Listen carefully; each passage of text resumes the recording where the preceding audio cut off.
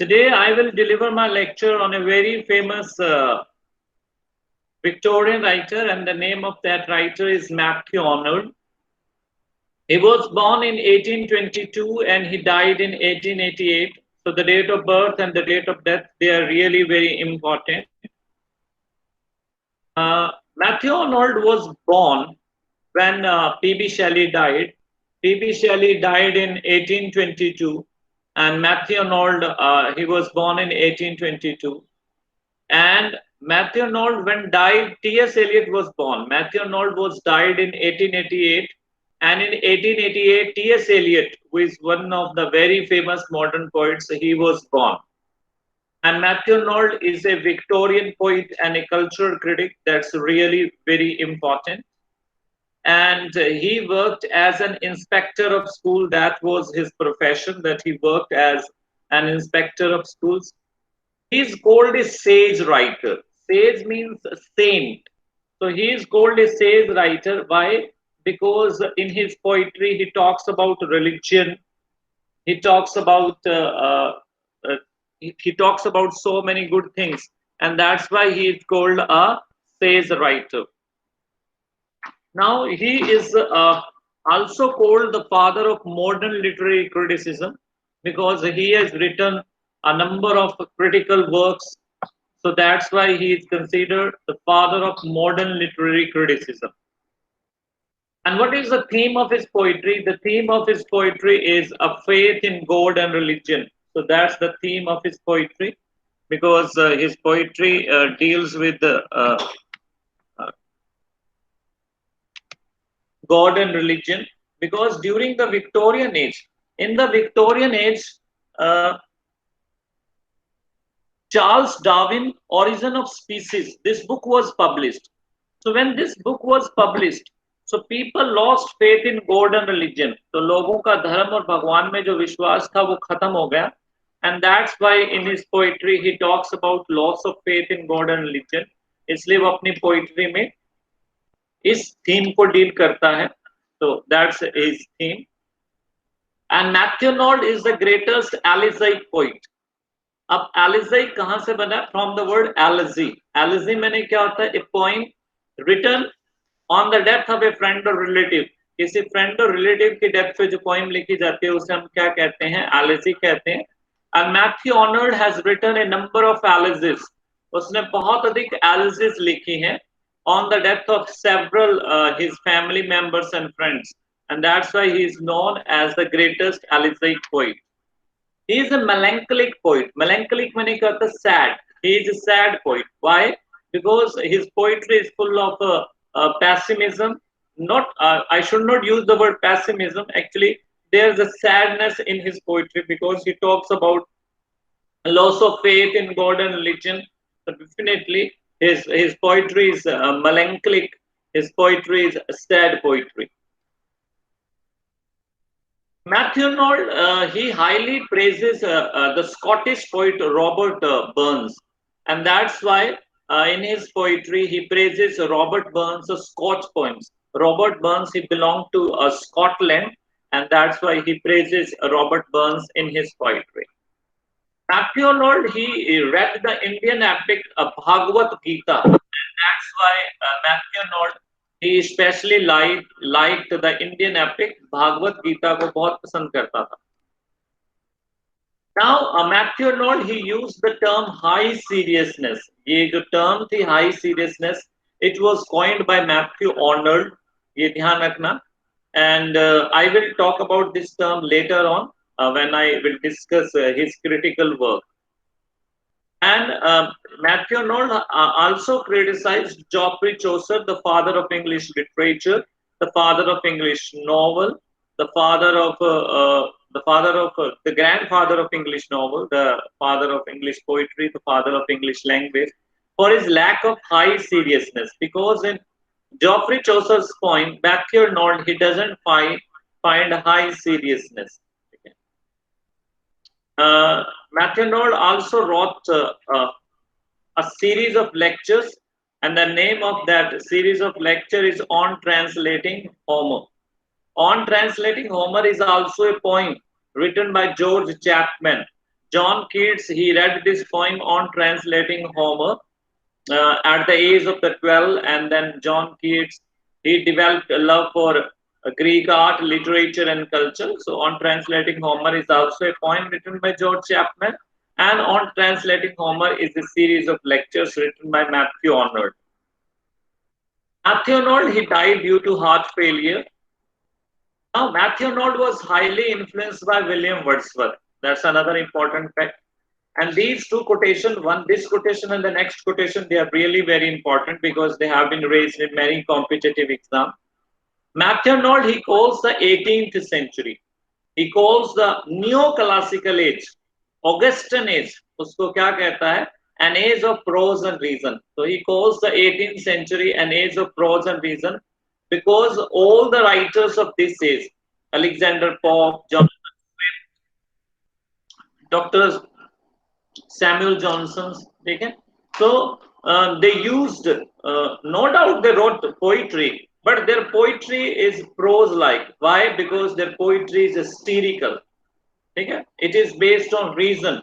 It is not based on imagination. And that's why I called the 18th century an age of prose and reason. He also called John Dryden and Alexander Pope the greatest writers of prose.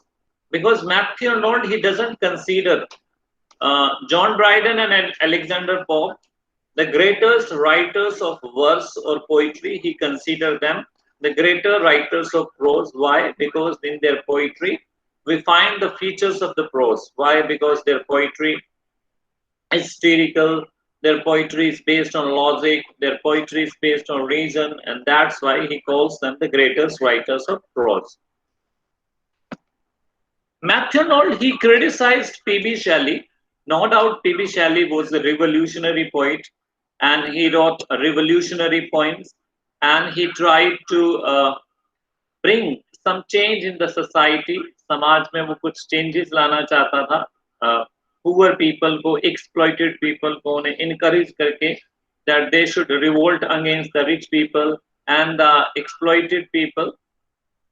Clear? But P.B. Shelley was not able to touch the heart of the people. And that's why Matthew Arnold said, Matthew Arnold ने क्या कहा? Shelley is an ineffective angel beating his luminous wings in the void. In the void मैंने कहा था uselessly. Angel means an excellent writer. Matthew Arnold, he considers P.B. Shelley an excellent writer. वो P.B. Shelley को एक excellent writer कहता है. But he says that P.B. Shelley, he has used his art uselessly. उसने अपनी जो art है वो uselessly use की है. Means the masses he tried to convey through his poetry. अपनी poetry के through उसने जो message देने की कोशिश की, they didn't reach. वो कहानी पहुंचे to the heart of the people. So he was not able to bring changes in the society. That's why he calls P.B. Shelley as an ineffective angel. एक अप्रभावशाली फरिश्ता कहता है. On the other hand, Matthew Arnold also praises Shelley. Shelley की praise भी करता है. He calls Shelley mellow poetic. Why? Because P.B. Shelley is famous as a lyrical poet. P.B. Shelley अपने lyrical poetry के लिए बहुत famous है. Ode to the West Wind, Ode to Skylark. These are two excellent lyrics. And that's why P.B. Shelley, he praises Matthew Arnold, he praises P.B. Shelley by calling him mellow poetic, means a sweet poet, the best lyrical poet. Now I will talk about some collections of poems by Matthew Arnold. His first collection of a poem is The Straight Reveller. That is the first collection of poems written by Matthew Arnold. Second collection is New Poems. Next is Empedocles on Etna and other poems. These are some of the important collection, but in competitive exam, first collection is asked. So you must remember the first collection, and the name of the first collection is The Straight Reveller. Now I will discuss Matthew Arnold's poem one by one. The very first and the most important poem written by Matthew Arnold is Dover Beach. Dover Beach, it was published in 1867 and it is a dramatic monologue. Now, what is a dramatic monologue? In dramatic monologue, there is one speaker, एक speaker होता है, and there may be one or more than one listener. Listener एक या एक से ज़्यादा हो सकता है. Speaker is one. The speaker talks to the listener. Speaker listener से बात करता है. But the listener doesn't speak even a single word. Speaker एक शब्द भी नहीं बोलता, वो सिर्फ स्पीकर को सुनता है। इसे हम कहते हैं ड्रामेटिक मोनोलॉग। क्लियर? जैसे for example Robert Browning is the greatest writers of dramatic monologues in English literature. English literature की बात करें तो रॉबर्ट ब्राउनिंग सबसे बेस्ट राइटर है ड्रामेटिक मोनोलॉग का। In this point the speaker is Matthew Arnold himself and the listener is his wife. यहाँ पर listener उसकी वाइफ है। तो Matthew Arnold he gets married and they visit a place, and there they visit a Dover Beach. Dover Beach is there. So then he talks to his wife. So speaker poet है, listener उसकी newlywed wife है. And what's the theme of this poem? Loss of faith in God and religion. So he talks about loss of faith in God and religion. इस poem वो कहता है कि Dover Beach is the name of an ocean. एक sea का नाम है वहाँ पे. And then he compares religion to the advancing waves and the withdrawing waves. वो कहता है कि एक बार आती हुई लहरों की तरह, बढ़ती हुई लहरों की तरह जो religion था, faith in God and religion was there in all over the world. All the people believed in God and religion, but now the people they have stopped believing in God and religion. They have started doubting God and religion. उनको doubt करना शुरू कर दिया, क्योंकि मैंने आपको बताया था कि Charles Darwin book origin of species was published in 1859 में ये बुक पब्लिश हुई थी। और इस बुक ने क्या किया? Proved religion wrong to a great extent. क्योंकि इस बुक से पब्लिश होने से पहले लोग ये मानते थे कि भगवान ने मनुष्यों को कैसे बनाया है? अपने रूप में बनाया है। मीन्स जैसे हम आज दिखते हैं, लोग समझते थे भगवान ने हमें ऐसे ही बनाया है। But in origin of species, Charles Darwin he showed, उसने क्या दिखाया कि man was not born in the present form. Actually man has developed. आदमी का development हुआ है कहाँ से? From monkeys. Monkeys से development हुआ है. He gave the theory of evolution. तो लोगों का जो विश्वास था धर्म और religion में, that was shattered. और उसकी वो बात करता है डोवर बीच में, that now people have lost faith in God and religion. ये इसकी थीम है। और this poem Dover Beach was quoted by Ray Bradbury, who is the contemporary writer, आज का राइटर है। उसने इस पोइम को इंक्लूड किया अपनी नॉवल में फ़ारेनहाइट 451 में। इस नॉवल में इसको शामिल किया। फेमस कोट है इस पोइम की, they are wonderful. And we are here as on the darkling plain, swept with confused alarms of struggle and fight, where ignorant armies clash by night. तो यहाँ पर वो कहता है, कंपेयर करता है वर्ड की, and we are here as on the darkling plain. Darkling मैंने होता है dark, plain मैंने क्या होता है place. Swept with confused alarms of struggle and fight, where ignorant armies clash by night. So here the world is compared to a battleground. दुनिया की तुलना किससे की जा रही है? एक युद्ध क्षेत्र से की जा रही है। And people are compared to the, you can say that soldiers. लोगों की तुलना सोल्जर से की जा रही है। तो जैसे कहता है कि रात को जब युद्ध लड़ा जाता है ना? तो the soldiers they don't come to know that they are fighting with whom. So they are confused. वो confused होते हैं। Similarly, he says that the people of this world, ये विक्टोरियन एज की बात कर रहा है, क्योंकि people of Victorian age they were confused, they were ignorant. वो समय के people confused थे। क्यों? After the publication of the book Origin of Species, people they stopped believing in God and religion. लोगों ने धर्म और भगवान में विश्वास करना बंद कर दिया। They start doubting God and religion. So that's why they were in confused state. वो confused condition में थे। Similarly, through this line, Matthew Arnold he compares people to the soldiers who are fighting at night, जो रात को लड़ रहे हैं। तो जब रात को जब soldiers लड़ते हैं, definitely they are confused. ठीक है? तो इस प्रकार वो कंपैरिजन कर रहा है उस समय की। तो ये अच्छी कोटेशन है, ध्यान रखना। इसकी लास्ट, इस पोइम की लास्ट लाइन्स बहुत अच्छी हैं। क्या है? Love let's true to be with one another, for the world which seems to lie before us like a land of dreams, so various, so beautiful, so new, hast really neither joy nor love. अब इन lines में Matthew Arnold अपनी wife को कहता है, क्या कहता है कि we should be faithful to each other, we should love each other, हमें एक दूसरे से प्यार करना चाहिए. Why? Because he tells his wife that the world, कि जो दुनिया हमें, जो हमारे सामने है, that the world looks very beautiful, the world looks very fine, है ना, दुनिया हमें बहुत सुंदर लगती है, बट एक्चुअली जो रियलिटी में क्या है जी, the world is not beautiful, ठीक है, the world is not so excellent, ठीक है, because in world there is neither joy nor love. वो कहता है कि जैसा संसार दिखता है वैसा है नहीं, ठीक है ना. हम क्या देखते हैं, that the world is very beautiful, there is a joy in this world, there is a love in this world, but Matthew Arnold, he tells his wife that the world doesn't look as it is. Clear? So in world there's no love, there's no joy, it is not so beautiful, and he tells his wife that the only way to live in this world, कहते इस दुनिया में रहने का एकमात्र तरीका क्या है, to be faithful to one another. वो कहता है हमें एक दूसरे के प्रति faithful रहना है. इसके नेक्स्ट पॉइंट है the Scholar Gypsy, it was published in 1853. ये उसकी नेक्स्ट बहुत इंपॉर्टेंट पॉइंट है, and this poem is based on Joseph Glanvill's book The Vanity of Dogmatizing.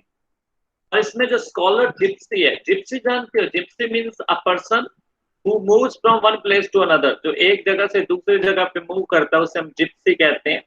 और इसमें जो स्कॉलर जिप्सी है वो मैथ्यू अर्नोल्ड के फ्रेंड को कहा गया है, आर्थर क्लाउ को. And this poem gives a very wonderful message that a person must have one aim in life. ये पोइम ये मैसेज देती है कि एक व्यक्ति का जीवन में एक ही उद्देश्य होना चाहिए. Only then he is successful. अगर जो पर्सन है, if he diverts, अगर मान लो अपने अलग अलग एम बनाता है, तो definitely he finds really difficult to succeed in life. जिंदगी में सफल होना बहुत मुश्किल हो जाता है. क्लियर? इसलिए इस पोइम के द्वारा Matthew Arnold he gives the message that everybody must have one aim in life. ठीक है, तो ये पोइम किससे मैच करती है? टेड ह्यूज की पोइम है. Ted Hughes is an animal poet, उसकी पोइम है हॉक रूस्टिंग. उसमें भी टेड ह्यूज यही मैसेज देता है that one must have one aim in life, कि जब हमारा जिंदगी में एक उद्देश्य होता है तो then we direct our complete energy, हम अपनी पूरी एनर्जी क्या लगा देते हैं, to achieve that aim. हम डाइवर्ट नहीं होते and ultimately we succeed, और अंत में हमारी जीत होती है. इसलिए that's why we must have one aim in life. ठीक है, ये जो पोइम है ये किसको एड्रेस है? एक शेपर्ड को एड्रेस है. फेमस कोट है जिसमें ये मॉडर्न लाइफ के अटैक है. This stage this is of modern life with its sick Hari it's divided in. तो ये लाइन बिल्कुल सही ये कहती है कि जो मॉडर्न पीपल है they have so many AIIMS, उनके बहुत सारे एम्स हैं, and that's why they are not able to succeed in life. इसलिए वो जिंदगी में सफल नहीं हो पाए because they have so many aims. अगर एक एम होता तो अब तक कामयाब हो जाते हैं ना. With its sick hurry, each and everybody in the modern life is in hurry. हर कोई जल्दी में है and each and everybody has so many aims. तो क्या मैसेज देती है? That a person must have one aim in life. इसलिए एक और अच्छी कोटेशन है तो इस पॉइंट की थीम है Thou hadst one aim, one business, one desire. Means this poem teaches a wonderful lesson that one must have a single aim in life. These are wonderful quotations from the poem Scholar Gypsy. और थोड़ा से life के बारे में है, ये तीन lines अच्छी हैं. With aching hand and bleeding feet, we bear the burden and the heat of the long day and wish it were done. So these three lines they indicate that the life is full of sorrows and suffering.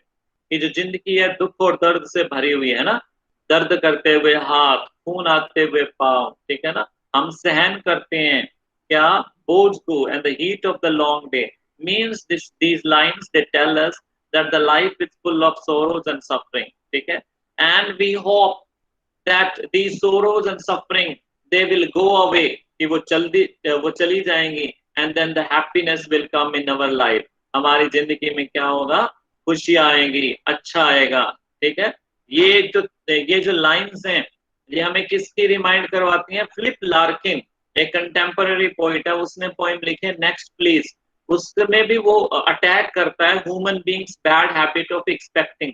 हम expect करते रहते हैं that something good definitely will turn up, कि कुछ ना कुछ हमारी जिंदगी में अच्छा होगा, तो हम इसी प्रकार एक्सपेक्ट करते रहते हैं, ठीक है। ये लाइंस हमें विलियम शेक्सपियर का प्ले है मैकबेथ, तो मैकबेथ में मैकबेथ की जो स्पीच है व्हाट इज लाइफ, वो लाइफ को डिफाइन करता है। वो कहता है कि life is a tale told by an idiot full of sound and fury signifying nothing. वो बिल्कुल सेम टू सेम यही लाइन है, वो भी यही कहता है कि व्हाट इज लाइफ, कहता है life is full of sorrows and suffering and it has no value at all, ठीक है। जॉन कीट्स भी अपनी poem ode to a nightingale में ऐसे ही आइडियाज एक्सप्रेस करता है, जब वो कहता है here where men sit, the weariness, the fever and the fret, here where men sit and hear each other groan, where policy shakes a few last gray hair and youth grows pale and spectre thin and dies। तो ये सारी 4-5 quotation जो मैंने बोली हैं ये same idea reflect करती है that life is full of sorrows and suffering, है ना, and there is no escape, there is no relief। तो तभी मैथ्यू नॉल्ड को पैसिमिस्टिक सैड पोइट कहा जाता है, क्योंकि ये इस लाइंस में बता रहा है कि there is no end of such sorrows and sufferings. Next point है उसकी थीसिस, ये published in 1865, it is a sequel, next poem है to the Scholar Gipsy, and Thyrsis is the name of the character, and Matthew Arnold he took this character from Roman poet Virgil's seventh eclogue। Roman poet Virgil, he started his career by writing eclogues as Edmund Spenser। जैसे कि Edmund Spenser ने भी अपना poetic career कैसे शुरू किया था, by writing the Shepherd's Calendar, है ना, which was published in 1579। Shepherd's Calendar is a collection of 12 eclogues after 12 months। Similarly, Roman जो पोइट था वर्जिल, उसने भी अपना करियर कैसे शुरू किया था, by writing eclogue। इक्लोग क्या होता है, eclogue is a short poem which is in a dialogue form, that is called eclogue। So Thyrsis is a character in Virgil's 7th eclogue, and Matthew Arnold has taken this character from Roman poets Virgil's 7th eclogue। ये एक pastoral elegy है, elegy आप जानते हो, a poem written on the death of a friend or relative। pastoral elegy वो होती है, pastoral मैंने होता है rural, who which is set in rural, जिसकी सेटिंग रूरल होती है, whose hero is a shepherd, जिसका हीरो शेपर्ड होता है, उसे हम pastoral elegy कहते हैं। और ये मैथ्यू आर्नोल्ड ने किस पे लिखी थी, on the death of his friend Arthur cloud, उसका जो फ्रेंड के डेथ पर आर्थर क्लाउड पे लिखी थी, ये ध्यान रखना। और at the beginning of this elegy Arnold refers to Lucretius, ये थोड़ा सा ध्यान रखना, इसमें फेमस कोट है that sweet city with aspiring spires। Here that sweet city stands for Oxford। ये जो that sweet city है किसको रिप्रेजेंट करती है, ऑक्सफोर्ड को, ठीक है। तो ये ध्यान रखना, once this question was raised, that sweet city in this quotation refers to किसकी तरफ संकेत करती है, to Oxford। तो that sweet city with aspiring spire मैंने तो so many desires, because the people living in Oxford definitely they have so many desires। तो ये आप याद रखना, ये पॉइंट थीसिस, ठीक है। एक और इसमें अच्छी कोट है, thus yesterday today tomorrow come they hustle one another and they pass। तो ये पॉइंट, ये कोटेशन क्या बताती है, the time passes very fast, ये टाइम बहुत जल्दी से गुजरता है, ठीक है। we don't come to know that so many years have passed। तो यहाँ पे जॉन मिल्टन की पोइम याद आ जाती है, ऑन हिज 23rd बर्थडे, जो एक सोनेट है, उसमें कहता है time is a subtle thief, that time is a clever thief, that time pass very fast. Next poem is Rugby Chapel, it is also an elegy, ये भी एक elegy है, written on the death of his father, उसके father की death पर उसने लिखी थी, जो he was the headmaster of the Rugby Chapel, यहाँ का हेडमास्टर था, तो उसकी डेथ पे लिखी थी। इसमें बहुत फेमस कोट है लाइफ के बारे में, that what is life, Most men eddy about here and there. These are 5 wonderful lines. Most men eddy about here and there, eat and drink and raise the lot, and hurl in the dust, striving blindly, achieving nothing, and then they die perish. तो इसमें life बताया गया है कि what is life, कहता है in the world most man एडी मैंने होता घूमना, most man they wander here and there, इधर उधर घूमते हैं, ईट एंड ड्रिंक खाते पीते हैं, रेज द लॉफ्ट मैंने कहता है they get some success in their life, उनको अपनी जिंदगी में कुछ सफलता मिलती है, and hurled in the dust मैंने क्या होता है दोबारा मिट्टी में आ जाते हैं, means then they die, then they then there is a fall in their life, थोड़े से उठते हैं फिर उनकी लाइफ में fall आ जाता है, ठीक है. स्ट्राइविंग ब्लाइंडली मैंने क्या होता है they do so many efforts, बहुत ज्यादा efforts करते हैं, achieving nothing but they don't achieve anything. तो यहाँ पैसिमिज्म देखने को मिल रही है, सैडनेस देखने को मिल रही है मैथ्यू अर्नोल्ड की, कि बहुत मेहनत करते हैं but they don't achieve in equivalent to their efforts, जितनी उनकी एफर्ट्स की है उसके अकॉर्डिंग उन्हें नहीं अचीव होता, एंड देन दे डाई, और अंत में वो मर जाते हैं. तो लाइफ को बताया गया, what is life, again A pessimistic attitude towards life by Matthew Arnold. Sohrab and Rustam, that's another point. In this point, Matthew Arnold shows the power of faith like Thomas Hardy. Thomas Hardy is a Victorian writer, a novelist, and he believes in fate and chance. तो वो भी fate and chance में believe करता है कि वो कहता है कि जो भाग्य होता है वो सबसे ज्यादा पावरफुल होता है. तो इस पॉइंट में मैथ्यू अर्नोल्ड भी दिखाता है द पावर ऑफ फेट दिखाता है, because in this point the father he kills his son, father अपने बेटे को मार देता है, तो ये इसमें है. And the story of this poem has been taken from the Persian epic Firdausi, एक राइटर था, उसकी बुक का नाम है शाहनमा, वहां से ये ली गई है कहानी, ठीक है. तो ये ध्यान रखना. फेमस कोट है, truth sits upon the lips of a dying man. तो इसमें ये होता है कि what is the meaning of this line, that when a person is dying he always speaks truth. जब एक आदमी मर रहा होता है तो वो हमेशा सत्य बोलता है, झूठ नहीं बोलता. एक इसका और सोनेट है, the name of that sonnet is on Shakespeare. In this sonnet Matthew Arnold he praises William Shakespeare, William Shakespeare की प्रेज करता है. एक सोनेट है, सोनेट आप जानते हो, a poem of 14 lines, Shakespeare की प्रेज करता है. एक बड़ी फेमस कोट है इसके अंदर, क्या कहता है जरा देखिए. Others abide us, thou art free, you smile and go. Others abide us, thou मैंने होता है you, art मैंने are, you are free. In lines के द्वारा ये कहना चाहता है, Matthew Arnold says that there is no fault in Shakespeare.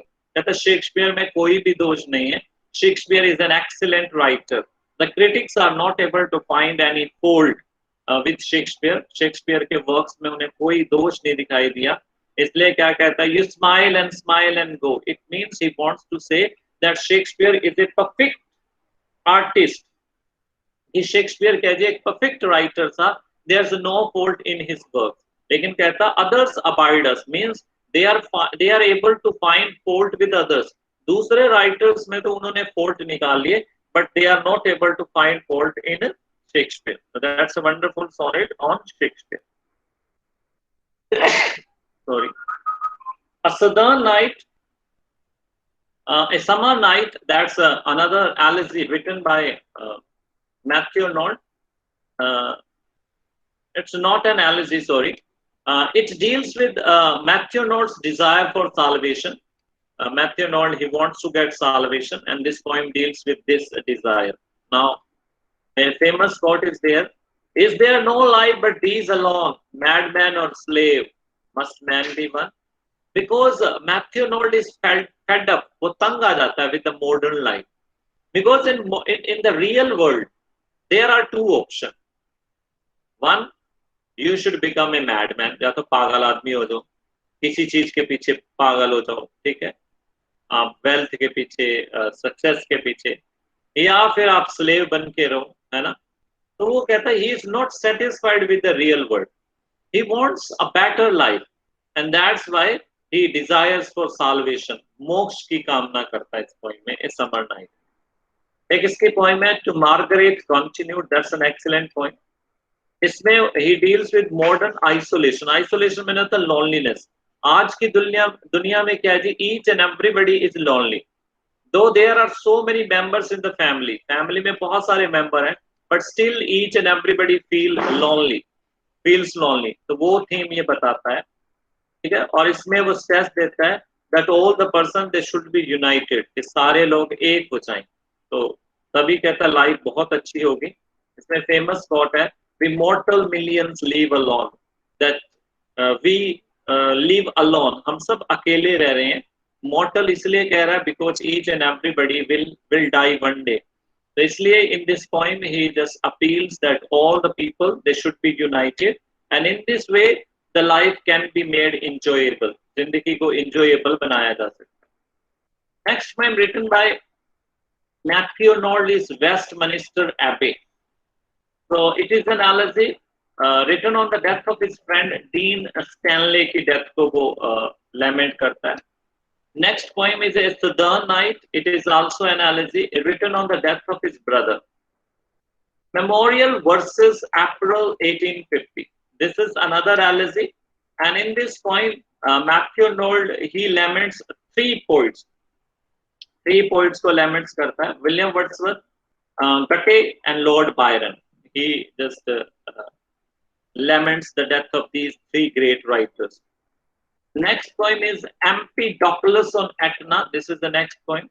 Empedocles is a Greek philosopher, and he considers himself useless. ये Greek philosopher अपने आप को useless समझता है, and he tries to commit suicide. उसकी कहानी इसमें बताई गई है, Empedocles on Etna. Next poem is Desire, and in this poem, Matthew Arnold he gives a valuable advice to the people that they should control their desire. उन्हें अपने desires को control करना चाहिए. So if they control their desires, so they can lead a happy life. तो इसमें ये message देता है. Next poem is Consolation. ये बहुत अच्छी poem है. इसमें ये message देता है that time is different it's different for each and everybody, but time is impartial for everyone. हर किसी के लिए टाइम अलग अलग होता है, लेकिन टाइम किसी के साथ पक्षपात नहीं करता. जैसे जब आपकी जिंदगी में हैप्पी पीरियड आते हैं तो वो टाइम बहुत जल्दी गुजर जाता है, और जब दुख आता है तो टाइम बड़े धीरे धीरे गुजरता है. अब जब किसी जिंदगी में दुख आते हैं तो वो कहता है जी टाइम जल्दी हो जाए, जल्दी गुजर जाए, लेकिन टाइम तो अपने अकॉर्डिंग चलेगा. जब सुख आते हैं तो वो कहते हैं जी टाइम धीरे धीरे चले. तो टाइम किसी के अकॉर्डिंग नहीं चलता. Time moves according to its own pace, अपनी पेस के अकॉर्डिंग चलता रहता है ना. Yes, definitely time is different for different people, but it is impartial. किसी के साथ पक्षपात नहीं करता. तो ये अच्छी पॉइंट है. Dangers from the Grand Charter. ये जो पॉइंट है, it is famous for one quotation, जिसमें उसका पैसिमिज्म देखने को मिलता है हमें मैथ्यू अर्नोल्ड का, like Thomas Hardy. Wandering towards one dead, the other powerless to be born. So through this line, Matthew Arnold he conveys that the modern world is not a good world to live. क्यों? Because modern people they have lost faith in God and religion. कहते हैं ना, wandering towards one dead. एक तो खत्म हो गया. कौन सा संसार था जब लोगों का विश्वास हुआ करता था धर्म और रिलीजन में? आज कौन सा संसार है where people they don't have faith in God and religion? कहते हैं ना, the other powerless to be born. So that's why he finds himself in a confused state. The world, which when there used to be faith in love and God, God and religion, that is gone. And now the world where there is a lack of faith in God and religion is going on. So he finds himself in between these two worlds. Now I will talk about Matthew Arnold as a critic. Matthew Arnold has written a number of critical essays. The first collection of essays, Essays in Criticism, Volume 1. It was published in 1865. Date of publication is really very important. This collection is famous for its one essay, The Function of Criticism at the Present Time. Next collection of essays, Essays in Criticism, Volume 2. It was published in 1888. And this collection is famous for its essay, The Study of Poetry के लिए famous है. ये दोनों essay, The Function of Criticism at the Present Time and The Study of Poetry, I will discuss in detail later on in today's lecture.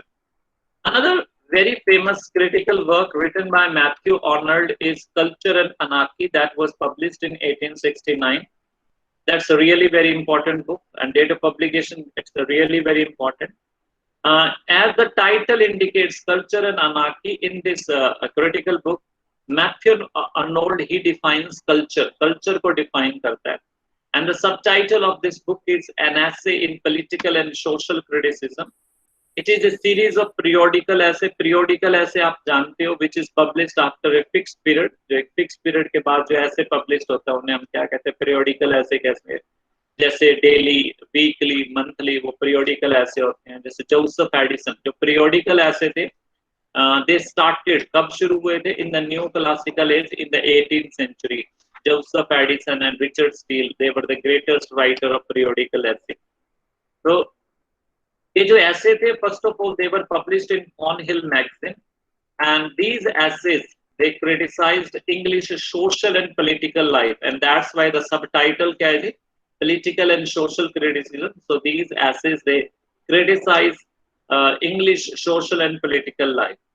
तो इसमें जो Matthew Arnold है, he compares culture with anarchy.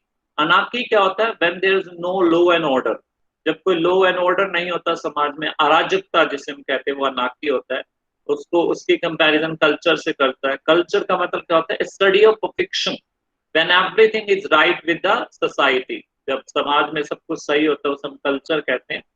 Study of perfection, perfect society. और अराजकता जो anarchy है, it's a totally opposite. अब इस ऐसे में जो मैथ्यू आर्नोल्ड है, it divides the society into three classes. तीन classes में समाज को बांटता है.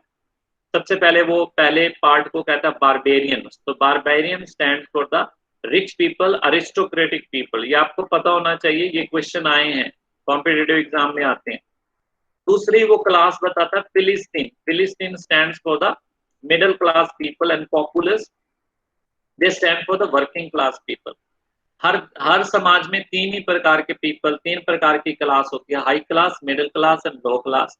हाई क्लास को वो बारबेरियंस कहता है, मिडिल क्लास को फिलिस्तीन कहता है, और लो क्लास को वो पॉपुलिस कहता है. इसमें वो कल्चर को डिफाइन करता है. तो according to Matthew Arnold, culture is a study of perfection, means a perfect society. जब एक संपूर्ण समाज आ जाता है, उसे हम कल्चर कहते हैं. अनार्की क्या होता है? अनार्की की वो तुलना करता है इंग्लैंड से, इंग्लैंड न्यू फॉर्म्ड डेमोक्रेसी. क्योंकि विक्टोरियन एज में क्या हुआ था? There was development of democracy. Democracy का विकास हुआ. विक्टोरियन एज से पहले कौन सा सिस्टम था? मोनार्की चलती थी. England was ruled by a king, एक राजा उसको रूल करता था. But in the Victorian age democracy started, and he compares democracy to anarchy. तो डेमोक्रेसी की तुलना वो अनार्की से कर रहा है. इसमें कुछ इंपॉर्टेंट फ्रेज यूज करता है, जैसे स्वीटनेस एंड लाइट. एक्चुअली जो फ्रेज था sweetness and light, it was originally coined by, इस फ्रेज स्वीटनेस एंड लाइट को ओरिजिनली इसका आविष्कार किया था जोनाथन स्विफ्ट ने अपनी book the battle of the books में. लेकिन मैथ्यू आर्नोल्ड इस फ्रेज को यूज करता है, sweetness and light. In this critical work, sweetness stands for beauty and light stands for intelligence. इस बुक में वो कहता है कि परफेक्ट सोसाइटी तब बनेगी when there will be harmony. Harmony मैंने तो यूनियन. जब एक यूनियन पैदा होगी, किसमें? बिटवीन हब्रिज्म एंड हेलेनिज्म में यूनियन होगी. अब ये टर्म आपको आनी चाहिए, अभी मैं एक्सप्लेन कर रहा हूँ. हिब्रिज्म क्या होता है? हिब्रिज्म जो होती है, it stands for moral education. कि लोग क्या होने चाहिए? मोरल होने चाहिए. ठीक है. They must have the spirit of thought. वहां के समाज के लोगों में they should be moral, they should have spirit of thought. Clear? They should not be narrow minded. दोनों का मिक्स होना चाहिए ना. गुड क्वालिटी इसकी ले लो, गुड क्वालिटी हेलेनिज्म की ले लो. जब दोनों की गुड क्वालिटीज आप मिक्स कर दोगे तो एक परफेक्ट सोसाइटी बन जाएगी. हेब्रिज्म से आप क्या लो? मोरालिटी लो. और क्या लो? Faith in God and religion. कहते हैं ना, religious and thought only for God. तो कहते हैं हिब्रिज्म से आप क्या लो? मोरालिटी. मोरालिटी होनी चाहिए एक परफेक्ट सोसाइटी के लोगों में. They must have faith in God and religion. ये दूसरी चीज उनमें होनी चाहिए. तीसरी चीज क्या होनी चाहिए? They should be open minded. ये होने चाहिए. चौथा, दे शुड बी नॉलेजेबल होने चाहिए, एक बेस्ट सोसाइटी के लोग। पांचवा, they should have practical knowledge, ठीक है ना, their knowledge should be based on fact and reason पर बेस्ड होनी चाहिए, ठीक है। तो इस प्रकार कहता है, जब दोनों की बेस्ट क्वालिटीज कंबाइन हो जाएंगे एक समाज में, तो that society will become a perfect society. तो ये कल्चर एंड अनार्की है। Next critical work written by Matthew Arnold is literature and dogma. इसका पूरा टाइटल है an essay toward a better apprehension of the Bible. Apprehension मैंने होता है understanding, तो एक ऐसे बाइबल को अच्छे ढंग से समझने के लिए। और इस क्रिटिकल वर्क के द्वारा मैथ्यू आर्नोल्ड ही क्रिटिसाइजेस रिलीजन, रिलीजन की आलोचना करता है। And in this poem, in this critical work Matthew Arnold he appeals for, इसकी प्रार्थना करता है, लिबरलिटी इन रिलीजन, कि जो रिलीजन होना चाहिए it should be liberal, it should not be strict, कि जो धर्म है वो ज्यादा स्ट्रिक्ट नहीं होना चाहिए, लिबरल होना चाहिए, ठीक है। तो ये इसकी थीम है। एक इसका और वर्क है ऑन ट्रांसलेटिंग होमर, मैंने आपको बता दिया था, एक सीरीज ऑफ एसेज है। तो एक वो जो क्रिटिकल वर्क है वो मिक्स्ड ऐसे है। इस ऐसे में मिक्स्ड ऐसे में एक फेमस ऐसे है ऑन मिल्टन, जिसमें Matthew Arnold he praises John Milton's grand style और कैरेक्टर्स की प्रेज करता है। God and the Bible is his next critical work. Now, these are some of his critical works, but the most famous essays that I want to discuss with you are three. First essay is The Function of Criticism at the Present Time. That is Matthew Arnold's most famous essay. नाम से पता चल रहा है, इस essay में Matthew Arnold he talks about criticism.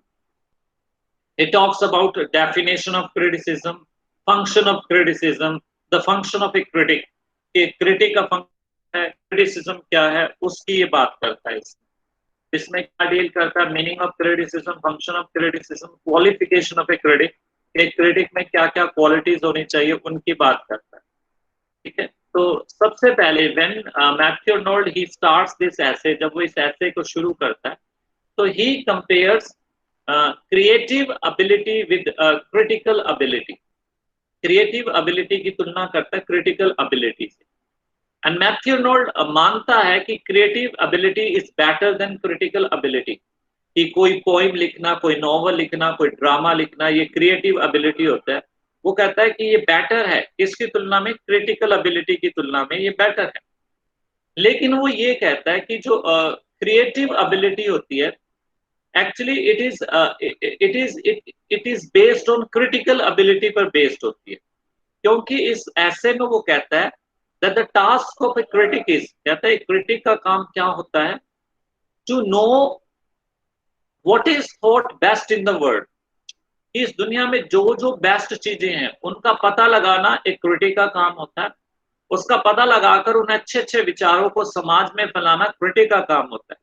Writer का काम सिर्फ क्या होता है, वो जो आइडियाज जो सोसाइटी में हैं उनको यूज करके to write a great novel, poetry और ड्रामा। इसलिए कहता है कि क्रिटिकल एबिलिटी किसके ऊपर डिपेंड करती है, क्रिटिकल एबिलिटी पे डिपेंड करती है। अगर एक क्रिटिक अच्छे अच्छे आइडियाज समाज में नहीं फैलाएगा, तो जो एक राइटर है वो कभी भी अच्छी बुक नहीं लिख पाएगा, because the work of A writer is to use those ideas which are there in the society and to write a great work of art। इसलिए वो बाद में ये कहता है कि no doubt creative ability is better than critical ability, but creative ability it depends upon critical ability पे depend करती है, ठीक है। आपको समझ में आ गया होगा। इसमें क्रिटिसिज्म को डिफाइन करता है, क्या कहता है, criticism is a disinterested Endeavour. Disinterested मैंने क्या था, इम्पार्शियल, इंडेवर मैंने होता है एफर्ट। कहता है क्रिटिसिज्म क्या है जी, एक डिसइंटरेस्टेड एफर्ट है।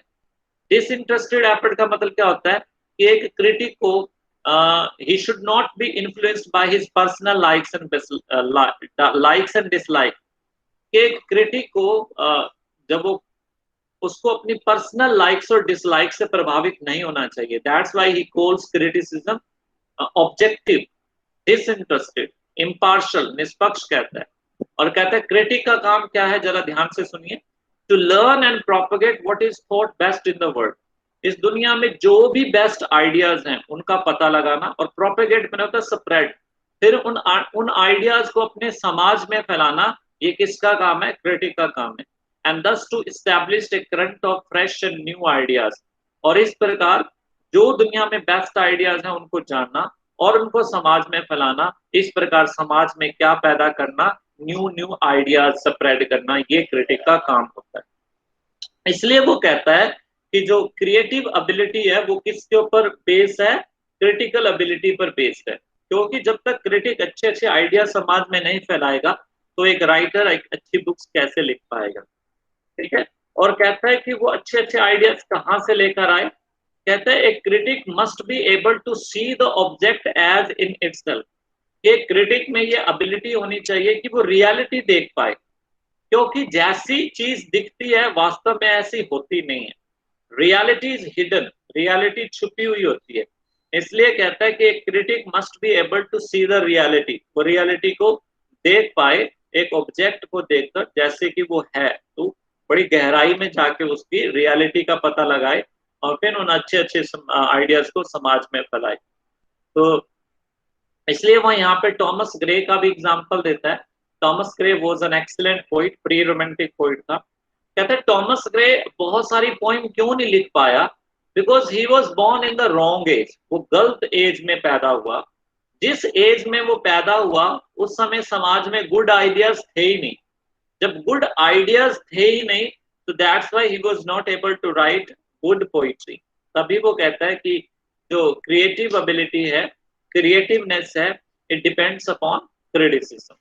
ये एक ऐसे है, the function of criticism at the present time is another wonderful essay is the study of poetry. मैंने आपको बताया था कि विक्टोरियन एज में क्या हुआ था? People they lost faith in God and religion. तो इस ऐसे में स्टडी ऑफ पोइट्री में मैथ्यू आर्नोल्ड होप करता है कि पोइट्री वुड रिप्लेस रिलीजन, कि रिलीजन का काम अब क्या करेगी? पोइट्री करेगी। जैसे रिलीजन, जब भी हम दुखी होते हैं हमें कॉन्सोलेशन कहाँ से मिलता है? रिलीजन से। तो कहता है अब रिलीजन का काम पोइट्री करेगी, लोग पोइट्री पढ़ेंगे and they will feel relaxed. तो इसलिए कहता है कि पोइट्री का फ्यूचर बहुत ज्यादा है। इसलिए कहता है इमेंस फ्यूचर। कहता है poetry has too much future. Why? Because poetry will take the place of religion. People have lost faith in God and religion, and now poetry will provide moral lesson to the people. लोगों को moral lesson poetry provide करेगी। ठीक है। और इसलिए Matthew Arnold ही stresses, वो किस चीज पे जोर देता है? that the writers, the poets, they should write moral poems, कि पोइट्स को मोरल पॉइंट्स लिखनी चाहिए। They should provide moral lessons to the people. ठीक है। तो इसलिए वो पोइट्री को मोरालिटी से लिंक करता है, और इसमें ये कहता है कि पोइट्री में हाई सीरियसनेस होनी चाहिए। ठीक है, हाई सीरियसनेस स्ट्रेसेस, और इसलिए वो चौसर को क्रिटिसाइज करता है for lake of high seriousness के लिए। और इसमें ये कहता है, इसी ऐसे में द स्टडी ऑफ पोइट्री में मैथ्यू आर्नोल्ड ये कहता है कि जो एक क्रिटिक है ही मस्ट अवॉइड, एक क्रिटिक को क्या अवॉइड करनी चाहिए? Two types of fallacies. Fallacies का मतलब होता है एरर्स। कि क्रिटिक को दो प्रकार की एरर्स से बचना चाहिए, हिस्टोरिकल फैलिसी और पर्सनल फैलिसी। क्या मीनिंग है? ध्यान से सुनिए कि जब एक क्रिटिक किसी पोइम को जज कर रहा है तो उसको दो प्रकार की गलतियों से बचना चाहिए। हिस्टोरिकल फैलिसी का मतलब ये है कि कोई किताब हिस्ट्री में बहुत ज्यादा इंपॉर्टेंट हो सकती है, लोग उसको समझते हैं कि बहुत ज्यादा इंपॉर्टेंट है, लेकिन क्रिटिक को सिर्फ हिस्टोरिकल वैल्यू देखकर उसे नहीं कहना चाहिए कि ये बेस्ट पोइम है या बेस्ट नॉवल है या बेस्ट ड्रामा है। This is not the right criteria. ठीक है। फिर कहता है कि एक जो क्रिटिक है उसको किसी बुक को जज करते हुए अपनी पर्सनल लाइक्स और डिसलाइक्स को भी ध्यान में नहीं रखना चाहिए। ठीक है, ये भी सही क्रिटिसिज्म नहीं होती, क्योंकि एक क्रिटिक जब अपनी पर्सनल लाइक्स और डिसलाइक से अफेक्ट होता है तो जिन राइटर्स को, जिन वर्क्स को वो पसंद करता है उनको तो वो प्रेज कर देता है, और जिन वर्क्स को पसंद नहीं करता उनको क्रिटिसाइज करता है। इसलिए वो कहता है दोनों प्रकार की गलतियों से बचना चाहिए। इसलिए वो क्रिटिसिज्म का एक न्यू मेथड देता है जिसे कहा जाता है टच स्टोन मेथड। मैं यहाँ बता दूं, इस ऐसे में वो एक नया मेथड देता है जिसे हम कहते हैं touch stone method. Actually touch stone method क्या है? वो कहता है जो बेस्ट मेथड है क्रिटिसिज्म का वो टच स्टोन मेथड है। touchstone method is a method of comparison. Matthew Arnold ये कहता है कि he advocates touchstone method in his essay The Study of Poetry. touchstone method is a method of comparison. वो क्या कहता है कि कंपेयर करना चाहिए, किसी बुक को जज करते वक्त उस बुक को किसी और बुक से जज करना चाहिए.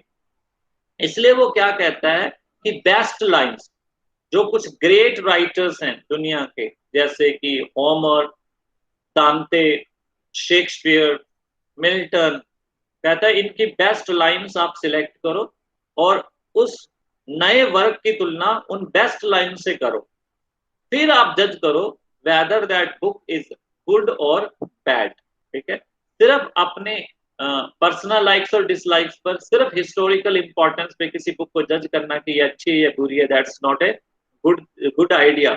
कौन सा मेथड अडॉप्ट होना चाहिए? टचस्टोन मेथड अडॉप्ट होना चाहिए, मेथड ऑफ कंपैरिजन होना चाहिए. ठीक है, उस वर्क की तुलना अदर वर्क से की जानी चाहिए, और अदर वर्क्स में वो सिर्फ 4 ही राइटर्स को इंक्लूड करता है, होमर, दांते, शेक्सपियर और मिल्टन. कहता है इनके जो बेस्ट जो लाइंस हैं, इनके बेस्ट वर्क की जो बेस्ट लाइंस है, उनसे कंपैरिजन करो, तो देन यू शुड जज ए वर्क ऑफ आर्ट. इसमें कुछ कोट है, जैसे वो पोइट्री को डिफाइन करता है. Poetry is the criticism of life. What is the meaning of criticism of life? यहाँ क्रिटिसिज्म ऑफ लाइफ का मतलब ये है कि in poetry the poets should deals with problems of society. कि जो पोइट्री लिखते वक्त पोइट्स को क्या लिखनी है? समाज की समस्याओं के बारे में लिखना है. Because he wants that poetry should be realistic. क्योंकि लोगों का धर्म में विश्वास खत्म हो गया, इसलिए poetry should be realistic. It should deal with problems of society. ऐसे क्या है जी, समाज की समस्याओं को डील करना चाहिए. Under the conditions fixed for such a criticism by the laws of poetic truth and poetic beauty. Poetic truth का मतलब क्या है जी? Subject matter should be true. Subject matter should be near to reality. Poetic truth का मतलब ये है कि जो subject matter poet जिस टॉपिक के बारे में लिख रहा है वो ट्रू होना चाहिए. It should be close to society. एक पोइट को क्या करना चाहिए? Should deals criticism of life का मतलब क्या है जी? Should deals with reality, real problems of life. Subject matter should be true, means it should be close to society. And poetic truth का मतलब होता है style. And that subject matter, which is a realistic subject matter, it should be presented in an excellent style. उसे excellent style में present करना चाहिए. तो 3 term आपको पता होना चाहिए. Criticism of life का मतलब होता है dealing with the problems of the society, dealing with a real life. Poetic truth का मतलब होता है subject matter should be true, it should be close to society. Poetic beauty मैंने कहा था style, and the true subject matter should be presented in an excellent style.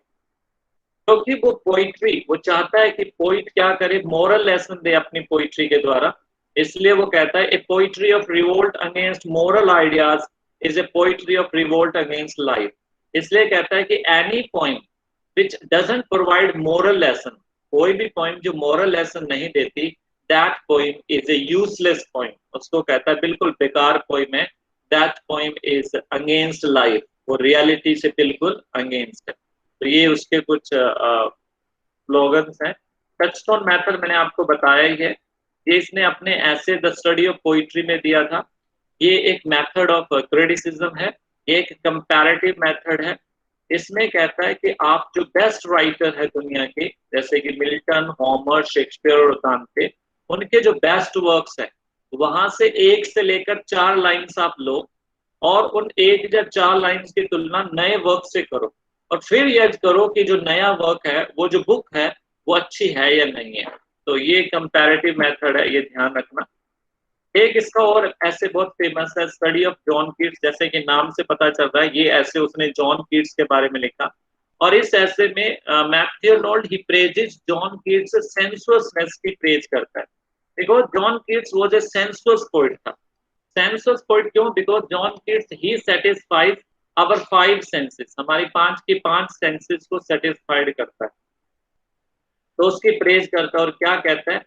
Keats as a poet is abundantly and enchantingly sensuous. Abundantly मैंने क्या होता है? Too much. Enchantingly मैंने क्या होता है? Attractingly. वो कहता है Keats बहुत अधिक और अट्रैक्टिंग वे में एक सेंसुअस पोइट है। इस ऐसे में Matthew Arnold he also compares Keats with Shakespeare. John Keats की तुलना शेक्सपियर से करता है। इस कॉन्टेक्स्ट में करता है जैसे शेक्सपियर अपने ड्रामा में बहुत सारी इमेजेस एक साथ प्रेजेंट कर देता था, वैसे जब हम जॉन कीट्स की पोइट्री पढ़ते हैं, because John Keats poetry is pictorial poetry. Pictorial मैंने क्या होता है, जब भी हम जॉन कीट्स की पोइम पढ़ते हैं हमारे आंखों के सामने इमेजेस बन जाती है, पिक्चर बन जाती है। So that's why John Keats, like William Shakespeare, is also able to present so many images, वो so many pictures present कर देता है थोड़े ही words में. That's why Matthew Arnold, he says that he is with Shakespeare, and he says that Keats is able to compress, present a number of vast images. मैंने कहा था a number of images को present कर देता है into fewest possible word, बिल्कुल कम से कम शब्द यूज करके बहुत सारी images present कर देता है. So he also says that Keats had flint and iron in him. He says that Keats was an excellent writer, was an excellent writer. So Keats की praise भी करता है. So that's all about Matthew Arnold.